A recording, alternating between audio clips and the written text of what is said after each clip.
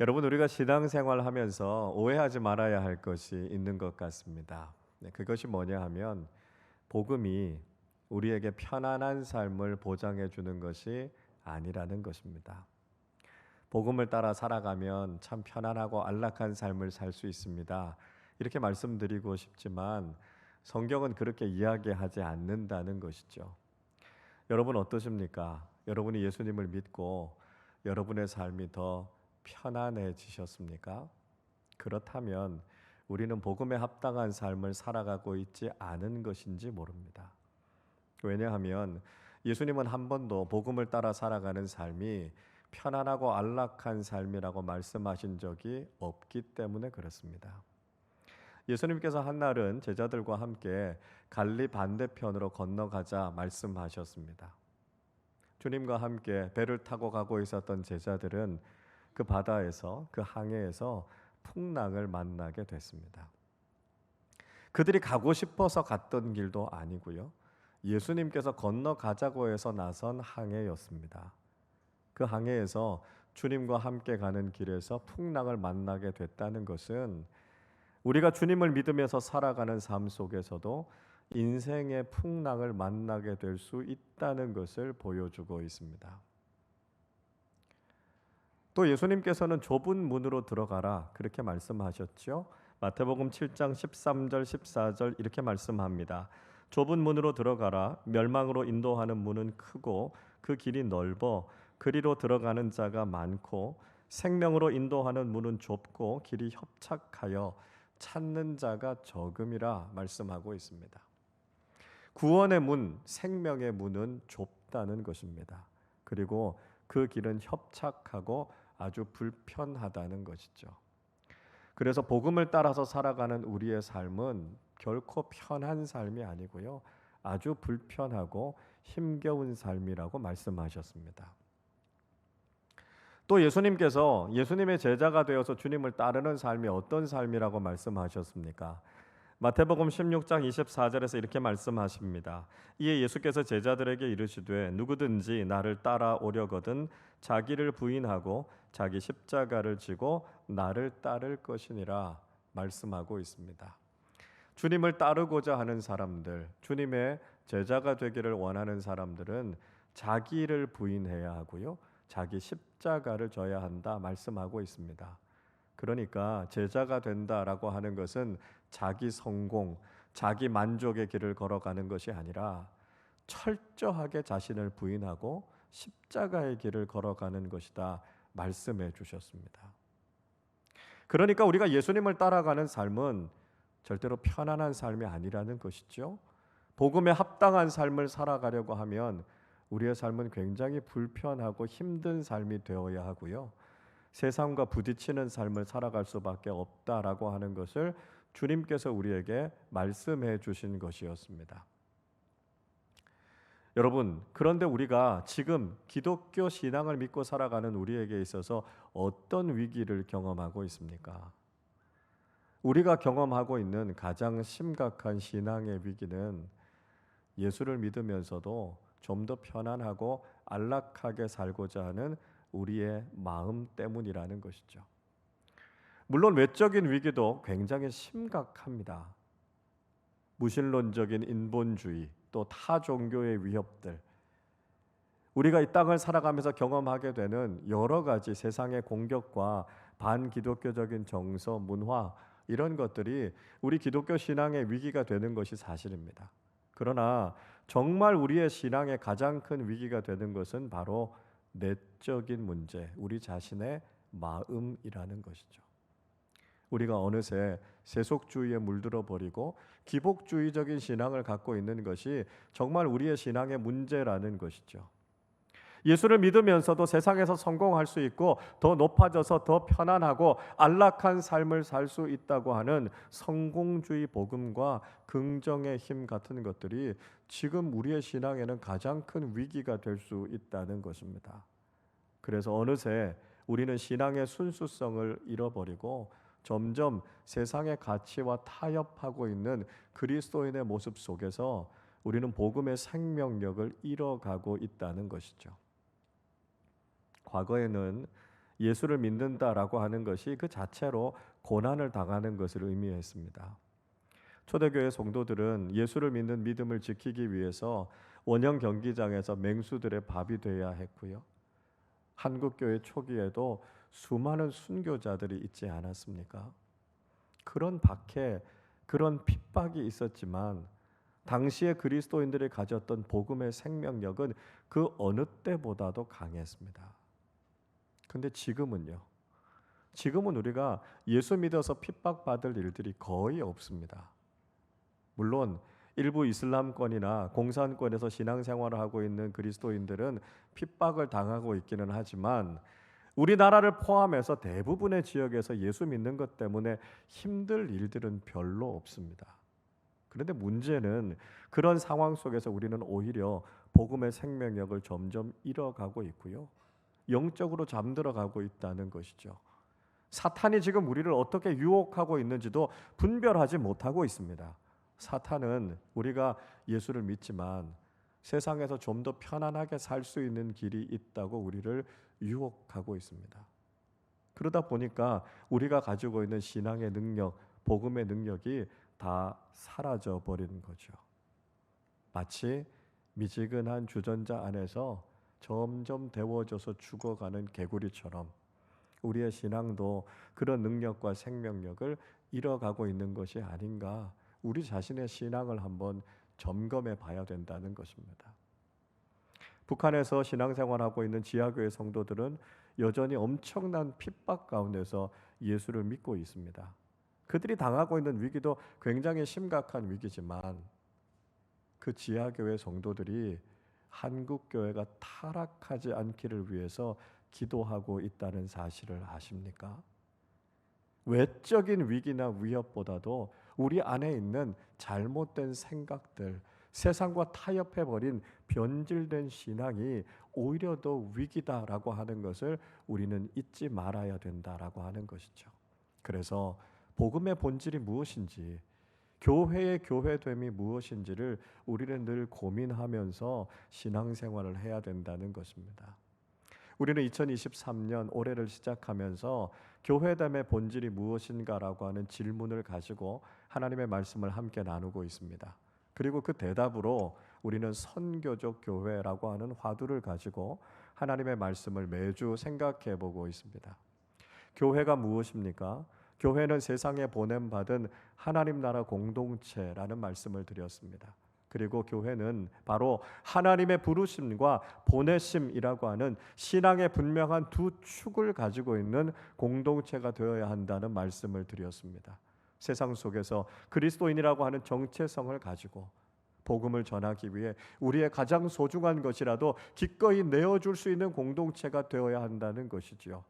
가까운 우리 이웃들에게 복음을 전할 뿐만 아니라 땅끝 비전을 가지고 복음이 땅끝까지 퍼져가는 복음의 증인으로서 헌신해야 한다는 말씀을 드렸습니다. 그 복음을 증언하기 위해서 우리가 믿고 있는 복음이 무엇인가를 명확하게 알고 그 복음을 제시할 수 있는 사람들이 되어야 하고요. 복음을 전하는 현장 속에서 영적인 전쟁을 경험하게 될 때 복음의 능력으로 하나님께서 주시는 힘과 능력으로 승리하는 삶을 살아야 한다는 말씀을 드렸습니다. 오늘 선교적 교회 마지막 말씀을 통해서 선교적인 교회로, 선교적인 존재로 살아가기를 원하는 우리가 어떤 다짐, 어떤 헌신이 있어야 하는지 오늘 말씀을 통해 우리가 잠깐 생각해 보려고 합니다. 우리는 지난주까지 바울과 바나바의 1차 선교 여행에 대해서 함께 살펴보았습니다. 수리아 안디옥에 있었던 안디옥 교회가 바울과 바나바를 선교사로 파송하게 되지요. 그리고 그들이 소아시아 지역 구브로와 비시디아 안디옥, 이고니온과 루스드라를 거쳐가면서 복음을 전했습니다. 이 안디옥 교회가 있었던 수리아 안디옥이라고 하는 지역이 지금 전쟁으로 고통받고 있는 시리아 땅 아닙니까? 참 가슴 아픈 일이고요. 우리가 기도하고 또 도움의 손길을 보내는 게 참 중요하다는 생각이 듭니다. 그렇게 파송을 받았던 바울과 바나바가 튀르키예 지역을 중심으로 해서 복음을 전하면서 살아계신 하나님의 놀라운 역사를 경험했습니다. 그리고 동시에 유대인들의 반대도 경험했다고 말씀드리지 않았습니까?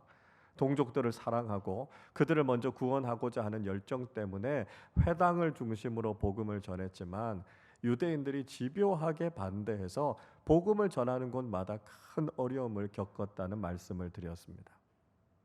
오늘 본문에서도 이런 반대가 계속되고 있었다라고 하는 것을 말씀하고 있지요. 19절을 보십시오. 유대인들이 안디옥과 이고니온에서 와서 무리를 충동하니 그들이 돌로 바울을 쳐서 죽은 줄로 알고 시외로 끌어내치니라 말씀하고 있습니다. 비시디아 안디옥과 이고니온에 있었던 유대인들이 무려 125km나 떨어졌던 루스드라까지 와서 바울의 복음 전도를 방해했습니다. 얼마나 집요하게 복음 전도를 방해하고 공격했는지 모릅니다.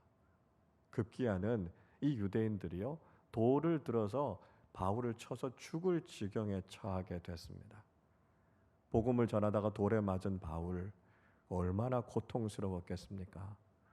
몸도 아팠겠지만 마음도 무척 힘들지 않았겠습니까? 복음을 전하는 일이 이렇게 돌에 맞을 만큼 잘못된 일인가, 그런 생각 들지 않았겠습니까? 복음을 위해서 헌신하고 수고하는 바울을 왜 하나님께서 지켜주시지 않고 그의 삶을 안전하게 인도해 주시지 않을까, 그런 생각이 들 수도 있었을 것입니다. 유대인들은 바울이 죽었다고 생각해서 시외로 내쳐서 버렸습니다. 그런데 바울이 그 죽음의 위기를 딛고 일어나게 되죠. 그리고 놀라운 것은 그 바울이 계속해서 복음 전하는 삶을 살았다는 것입니다. 20절을 보십시오. 제자들이 둘러섰을 때에 바울이 일어나 그 성에 들어갔다가 이튿날 바나바와 함께 더베로 가서, 바울이 있는 곳에 제자들이 모여들었습니다. 바울이 죽었구나 생각하고 슬퍼하면서 어떻게 장례를 해야 될까 염려하고 있었습니다. 그런데 바울이 그 죽음의 위기를 딛고 일어서게 되죠. 제자들이 놀라기도 했을 것이고요, 참 다행이다 이렇게 생각하기도 했겠죠. 그래서 바울을 데리고 마을로 들어가서 바울을 치료하기 시작합니다. 바울이 조금씩 회복됩니다. 그런데 그 다음 날 바울은 일어나서 바나바와 함께 도베로 가서 복음을 전해야 되겠다라고 하는 이야기를 합니다. 하루 전만 해도 거의 죽을 뻔한 사람이었습니다. 제자들도 지금까지 수고 많이 했으니까 이제는 몸도 좀 돌보고 쉬셔야 하지 않겠냐고 바울을 만류하지 않았겠습니까? 그런데 바울의 복음 전하고자 하는 열정을 그 누구도 멈추게 할 수 없었습니다. 여전히 상처가 있고 통증이 있는 몸을 다시 일으켜 세우면서 그는 예수 그리스도의 생명의 복음을 전하기 위해 더베로 향해서 갑니다. 그런 결단, 그런 헌신을 가지고 복음을 전했던 바울의 전도를 통해서 더베에서 많은 사람들이 예수를 믿게 되지요. 21절을 보시죠. 복음을 그 성에 전하여 많은 사람을 제자로 삼고 루스드라와 이고니온과 안디옥으로 돌아가서, 바울은 바나바와 함께 그렇게 더베에 가서 복음을 전합니다. 그 귀한 헌신을 통해서 복음을 증거했을 때 많은 사람들이 예수를 믿고 돌아오게 됐습니다. 더베는 바나바와 바울의 1차 선교 여행의 마지막 여정이었습니다. 거기에서 복음 전하기를 마치고 바울과 바나바는 지금까지 지나왔던 길로 다시 되돌아갔습니다. 바울이 이렇게 걸어갔다라고 하는 것, 인간적으로 생각하면 정신 나간 일이죠. 이제까지 복음을 전하는 곳에서 얼마나 많은 공격을 받았습니까? 그 많은 유대인들이 먼 길을 걸어와서 바울을 죽이기 위해서 그렇게 혈안이 되어 있지 않았습니까? 심지어는 바울을 죽이지 않고는 먹지도 마시지도 않겠다고 결단했던 결사대가 40명이 넘었습니다. 그곳으로 다시 돌아간다라고 하는 것은 자살 행위나 마찬가지였습니다. 그런데 바울이 왜 다시 그 도시로 돌아가려고 했겠습니까? 바울이 도대체 무슨 마음을 가지고 그곳으로 다시 돌아가려고 했을까요? 우리 22절의 말씀을 함께 읽어보겠습니다. 제자들의 마음을 굳게 하여 이 믿음에 머물러 있으라 권하고, 또 우리가 하나님의 나라에 들어가려면 많은 환난을 겪어야 할 것이라 하고. 바울은 다시 복음을 전했던 그 마을들, 그 교회들로 돌아가서 제자들의 믿음을 굳게 하려고 했습니다. 바울을 죽이려고 했던 유대인들이 그 교회와 그리스도인들을 핍박하지 않았겠습니까? 바울은 그래서 그들이 고난 때문에 믿음을 버리지 않도록 그들을 격려하고 그 믿음을 끝까지 지킬 수 있도록 격려하기 위해서 그 길을 다시 돌아갔던 것이죠. 바울은 자신의 안위를 생각했던 것이 아니라 많은 그리스도인들과 교회를 먼저 생각했던 것입니다. 그 어떤 고난과 어려움이 있어도 예수 그리스도의 복음을 믿고 지키는 그 믿음을 버리지 않도록 그들을 굳게 하기 위해서 그 위험을 감수하고 다시 돌아갔던 것이죠. 그리고 그들에게 정말 중요한 교훈의 말씀을 들려주고 있습니다. 우리가 하나님의 나라에 들어가려면 많은 환난을 겪어야 할 것이다 이야기하고 있습니다. 복음에 합당한 삶, 하나님 나라에 들어가는 삶을 살기 위해서는 복음과 함께 기꺼이 고난받는 삶을 살아야 된다는 것이죠. 그 길이 어렵고 힘들다 할지라도 복음을 위해서 기꺼이 고난받는 삶을 살아갈 때 우리는 하나님 나라에 합당한 신앙인들이 될 수 있다는 것을 말씀하고 있는 것입니다. 여러분, 이것이 진리입니다. 복음과 함께 고난을 받을 수 있는 사람이 진짜 그리스도인입니다. 여러분, 주님께서는 한 번도 복음을 믿고 우리의 삶이 더 쉬워지고 더 편해지고 더 안락해진다고 말씀하신 적이 없습니다. 복음을 따라서 살아가는 삶을 위해 우리는 더 많은 것을 희생하고 양보하고 헌신하고 고난을 감당하는 삶을 살아야 하나님 나라에 합당하다라고 하는 것이죠. 물론 주님께서는 우리에게 거저 영생을 선물로 주셨습니다. 우리가 그 믿음 가지고 하나님 나라에 들어가지요. 그러나 여러분, 우리가 그 믿음을 지키기 위해서는, 복음에 합당한 믿음 갖기 위해서는 그 복음 때문에 받게 되는 고난을 감당할 수 있는 사람들이 되어야 한다는 것입니다. 오늘날 그저 우리가 교회 다닌다고 해서 다 천국에 들어갈 수 있다, 여러분 장담하지 마시기를 바랍니다.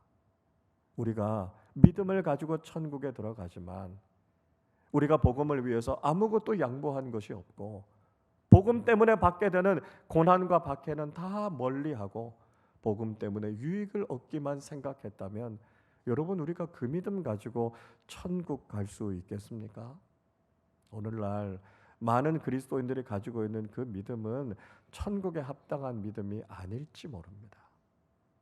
그것이 우리에게 고난을 의미한다 할지라도 복음에 합당한 그리스도인으로 살아가기 위해서 복음을 위해 대가를 치르는 삶을 살아가고 복음에 합당하고 복음을 증거하는 삶을 살아가기 위해서 우리의 삶을 헌신하지 않고는 우리가 하나님 나라에 합당할 수 없다라고 하는 것을 알아야 한다는 것이죠. 과거에 바울은 유대교에서 아주 전도 유망한 청년이었습니다. 그는 바리새인이었고요, 나사렛 예수를 믿는 사람들을 핍박하는 일에 앞장섰던 사람이었습니다. 그가 그대로 유대교에 몸담고 있었다면 그는 성공이 보장된 사람이었습니다. 초대교회 7 집사 중에 한 사람이었던 스데반이 순교할 때 유대인들은 자신의 겉옷을 벗어서 사울의 발 앞에 두었고요, 돌을 들어서 스데반을 쳐 죽였습니다. 이게 상징하는 게 뭐냐 하면 사울이 청년이었지만 유대교에서는 상당한 영향력을 가지고 있는 인물이었다는 것을 이야기합니다.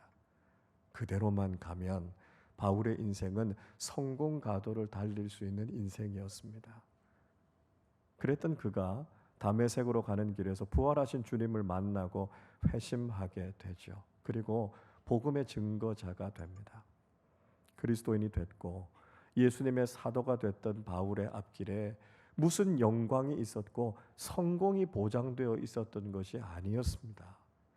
그는 복음에 합당한 삶을 살아가기 위해서 말로 다할 수 없는 고난과 고통을 경험했습니다. 그리고 그가 그 길을 걸어야 한다는 것을 잘 알고 있었습니다. 사도행전 9장 15절 16절에서 주님께서 이렇게 말씀하시죠. 주께서 이르시되 가라, 이 사람은 내 이름을 이방인과 임금들과 이스라엘 자손들에게 전하기 위하여 택한 나의 그릇이라. 그가 내 이름을 위하여 얼마나 고난을 받아야 할 것을 내가 그에게 보이리라. 부활하신 주님께서는 아나니아를 바울에게 보내면서 바울이 복음을 증거하는 삶을 살기 위해서 얼마나 많은 고난을 겪어야 할 것인지를 그에게 알게 하겠다고 말씀하셨습니다. 그리고 그 이후로 복음을 전하는 삶을 살아가면서 바울이 얼마나 많은 고생을 겪게 됩니까? 정말 죽을 고비를 여러 번 넘기게 됐고요. 생명의 위협을 경험하게 됐죠. 고린도후서 11장 23절부터 27절에서 바울의 고생담을 이렇게 소개하고 있습니다. 그들이 그리스도의 일꾼이냐 정신없는 말을 하거니와 나는 더욱 그러하도다. 내가 수고를 넘치도록 하고 옥에 갇히기도 더 많이 하고 매도 수없이 맞고 여러 번 죽을 뻔하였으니 유대인들에게 40에서 하나 감한 매를 5번 맞았으며 3번 태장으로 맞고 1번 돌로 맞고 3번 파선하고 일주야를 깊은 바다에서 지냈으며 여러 번 여행하면서 강의 위험과 강도의 위험과 동족의 위험과 이방인의 위험과 시내의 위험과 광야의 위험과 바다의 위험과 거짓 형제 중의 위험을 당하고 또 수고하며 애쓰고 여러 번 자지 못하고 줄이며 목마르고 여러 번 굶고 춥고 헐벗었노라.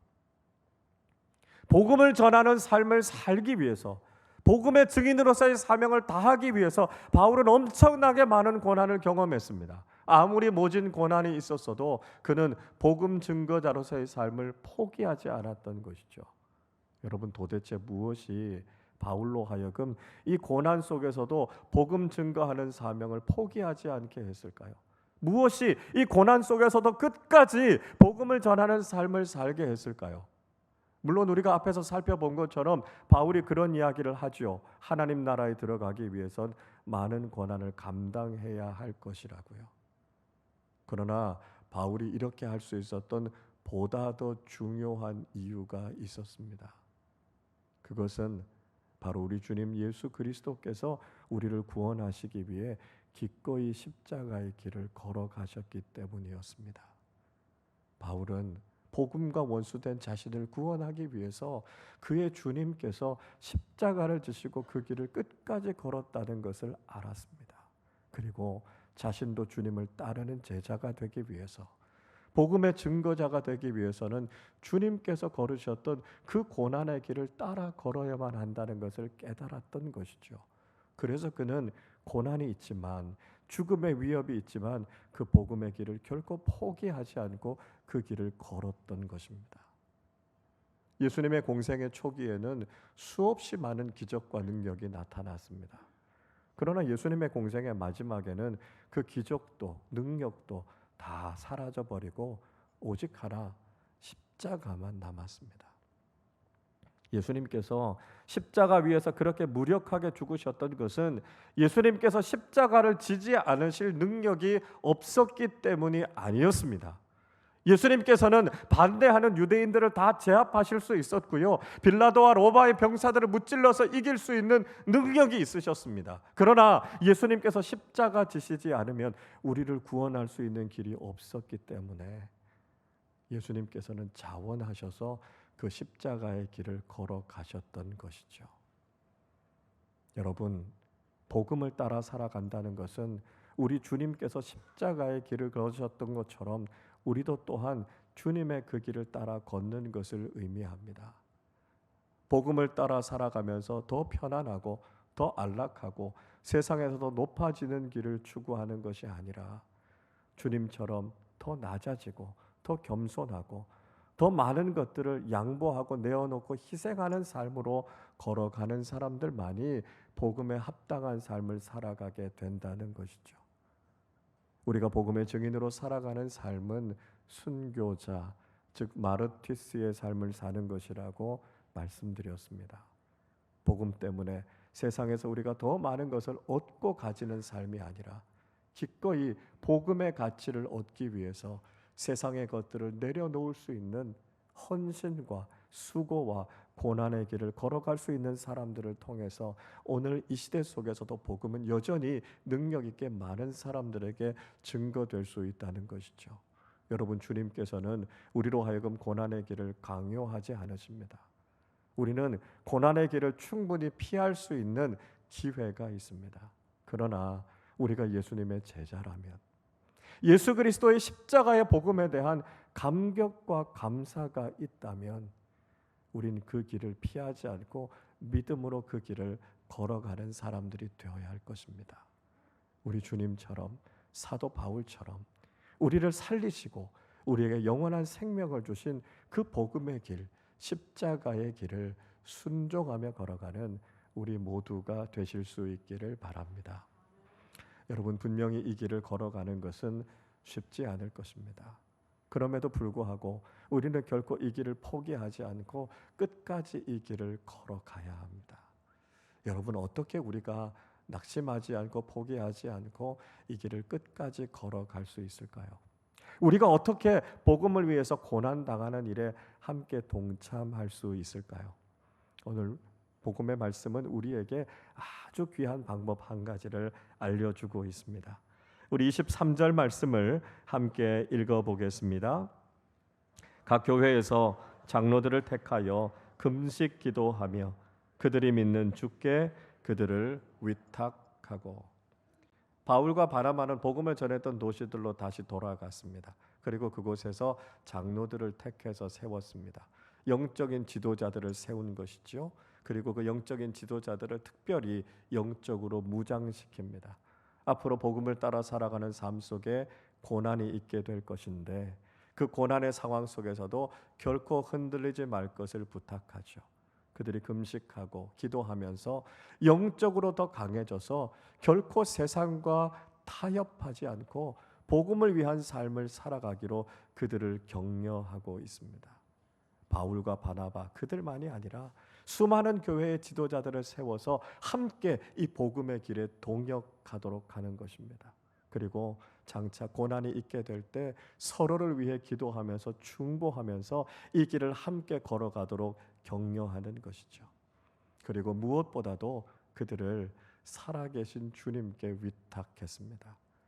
바울과 바나바가 오래도록 그들과 함께 있을 수 없었기 때문에 그들은 떠나도 세상 끝날까지 떠나지 않고 함께 하실 주님께 그들을 온전히 맡겼던 것이죠. 그래서 끝까지 주님께서 그들을 지켜주시고 그 복음의 길을 걸어갈 수 있도록 했던 것입니다.